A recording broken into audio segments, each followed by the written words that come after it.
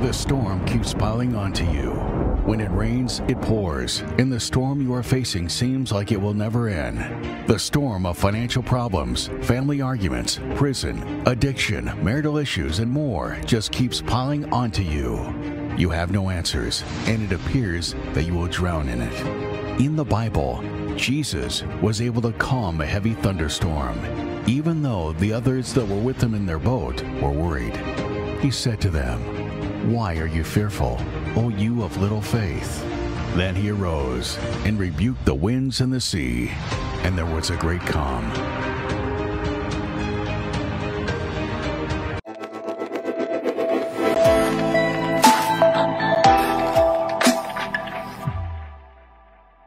A very good morning. May God bless you, all of you, in the name of Jesus Christ. A very good week that is starting today, Monday. We are about to end one more month. Now we have 2 days to finish this month of August, and a new month will start this week. And I'm sure that with this month that is going to start, as this week that are starting today, I believe that these opportunities that you are having to do things different, because depends on you to do the things different. If you do what you did last week, things will be the same. But if you decide to do the things different, for example, in your workplace, regarding to your family, regarding to the decisions that you have to make, surely that you're going to see things and doors be open. Today we are here in this program of New Chance to show to you that are crying, that there is a God that can wipe your tears away. Is what is written in the book of Revelation, that he will wipe your tears. Maybe you will have tears of sadness, of rejection. Maybe you have tears because you lost someone. You have a deep sadness inside of you. You suffer in your marriage. You suffer in your love life. What are the tears that you have? I'm going to show to you right now people's stories. We're going to show you today not just one story, but we're going to show you different stories of people who one day cry, and one day they came to God, they gave a step of faith, and God exchanged their tears. They stopped crying, and today they have tears of joy. Some of them, when I say tears of joy, is many times the person remember about their past and even cry, but today don't cry anymore because of sadness, but because of the joy of God, of remembering what God did in their lives. If you want to stop crying, if you want to stop suffering, if you want to put an end on your problem, I would like to invite you for you to be with us in these minutes. It will not be long. These minutes that you're going to see people's stories. And if you'd like to be in touch with us, you can visit our website www.uckg.se, or you can call us on 08-612 1255. Or if you are watching me from Facebook, YouTube, you can be in touch with us. Pay attention on these stories, and we'll be back with you straight after. Have you cried tears of deep sadness before? I have. There was a family member who I was very, very close with. We used to spend a lot of time together. I basically grew up with them. Just before I was going into university, they were diagnosed with cancer, and 2 months after, they just died. I was so hurt. I was in a lot of pain. In the nighttime, I would just cry, and I didn't even know how to control myself. I was just thinking, why did they have to go? I miss them so much. What am I gonna do? I kept brushing it under the carpet, and it was just more build up, more pain. I was in my kitchen one time and I just fell apart. I just literally went on the floor and I really cried. I won't forget that night. I cried like I've never cried before. I was like a baby. So there came a point where I decided to face what I was going through, to face how I was feeling. Instead of brushing it under the carpet, I brought everything back up, I could say, and I decided to speak to God.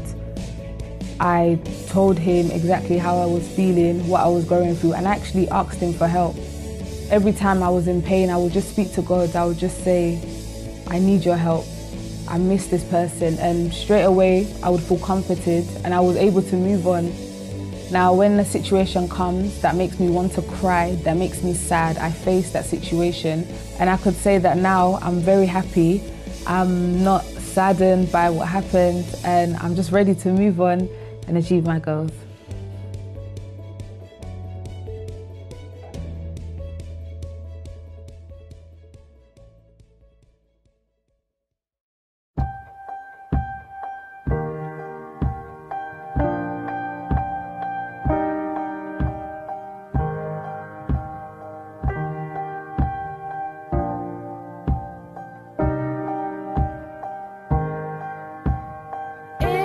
It was September 30th, 2008, when the doctor came in and he just said that my mom had a cardiac arrest. They told me that I had to make a decision.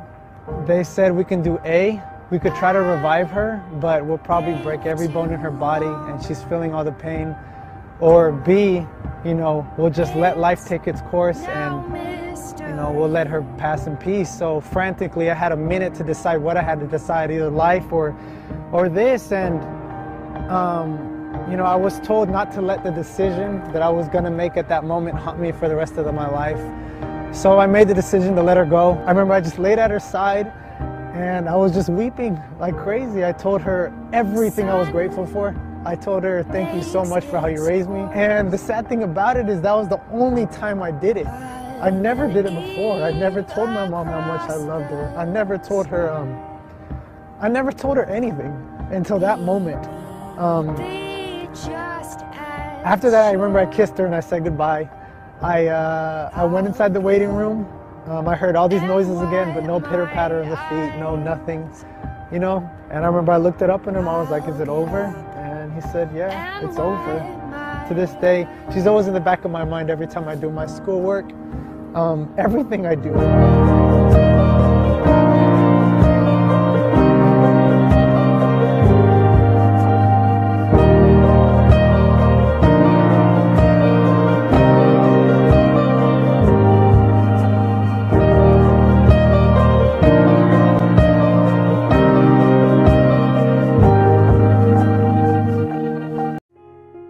Have you cried tears of despair, sorrow, loneliness, wondering how you're going to raise your child alone? I have.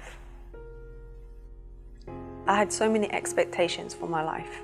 I thought I would go to university or do what I wanted to do, travel, get married, be happy, and have a happy family. But everything, every area of my life, especially my family, was destroyed. And I got to the point that it was just me, and I was, in a sense, left holding the baby. The relationship completely broke down. That's when I hit rock bottom. The realization of knowing that I was by myself, I hadn't achieved any of the things that I'd set out to do, and I was now going to bring a child up into the world. Every day my routine was the same, but I got to the point that I was crying every day. It's like inside I was crying out for help and I didn't know what to do. I would cry myself to sleep. I would cry in the mornings, and even if I wasn't physically crying, inside there was so much pain, so much hurt from so many things, and now being in this situation I didn't know how to handle. The tears didn't stop for such a long time. So things did change for me, and the change happened when I realized that things could change, that I didn't have to be unhappy. I was invited to a women's meeting, and I understood that I could be happy, that although the situation had been so difficult until now, being a single mother wasn't the end of the world, that I could achieve everything that I wanted, but for that to happen I needed to start with myself. I started to understand the power of prayer. I started to understand what it was to have faith. I started to understand what it is to invest in myself, and all those things that had been holding me down, the complexes, the insecurities. I started to understand that I can achieve things, and I needed to change my focus from the situation, from my child, to myself, and to use the faith that I had found to put things and my problems into God's hands. So that was the time that I exchanged my tears of loneliness, sadness, depression for tears of joy. Today I can look at my child and I'm proud. I'm proud to be a mother. I have inner peace. I'm happy with myself. I value myself. So I've definitely exchanged my tears of sorrow for tears of joy.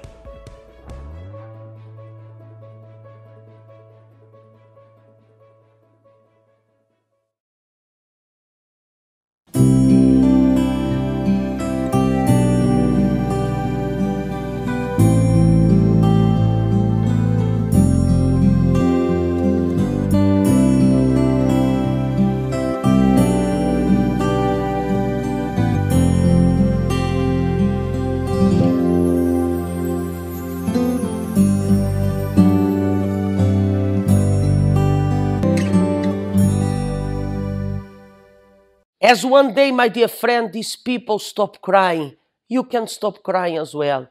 You can stop crying, you can stop suffering. There is a solution for you. You are not watching us by coincidence, but there is a plan of God to change your life. And pay close attention. We are not here presenting to you a church or religious. No, I'm here to present to you the solution of your problem.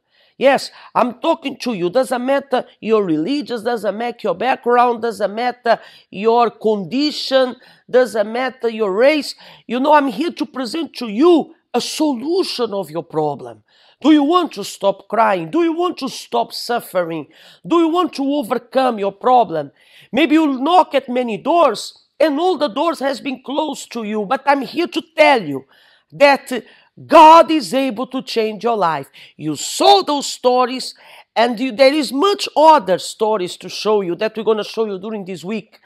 And surely that you can be the next one. This coming Sunday, they invent exchanging your tears. Exchanging your tears. You know, we're going to be praying specific for you who are crying, who are suffering, you who think that there is no way out. I'm talking to you, especially you who are there on the other side, that you say there is no hope for me, there is no solution for me. Maybe you think that dying is the best thing that can happen for you. It's to you that I'm talking. You who are depressed. Yes, you who are depressed. You live under depression. You try many ways. You knock at many doors and there is no result. Things get better but then gets worse. You know, things get better and then gets much worse. You know, give a try, because you can only say that doesn't work, that God is not working, that God doesn't exist if you give your step of faith. I can even tell you, eyes to eyes, if you give your step of faith and you join us, and nothing happens. So I would totally agree with you that you can say, oh, this is not true, this church is this, these people are this. Okay, but I doubt that if you place your feet here that your life will not change, because we're going to be here to fight for you. We're going to be here to fight your fight, to overcome your problem. So this coming Sunday, 11 o'clock in the morning, at the Birger Jarlsgatan 106 in Stockholm, in the city center, I'll be waiting for you at 11 o'clock in the morning. We have here a team of faith ready to help you and ready to fight for you, okay? I'll be waiting for you. If you need more information, visit our website, www.uckg.sc. But if you are watching me right now and you cannot wait for Sunday, you can visit us today, because we are here every day. We're going to be here from 9 in the morning until 8:30 in the evening. And you can visit us anytime. We're going to have the doors of the church open for you and for your family. Okay, also we are in Gothenburg. If you are watching me from, from this area of Gothenburg, from the state of Gothenburg or nearby, we also have our Universal Church there. You can visit our website and you're going to have all the information about the days and the times. It was a pleasure to be with you. Have a blessed week and see you next time. Bye-bye. We all have tears. There are tears of sadness, tears of pain, frustration, and tears of loneliness. Learn to wipe those tears away in exchange for tears of joy. Exchange your tears event. This program is brought to you by UCKG.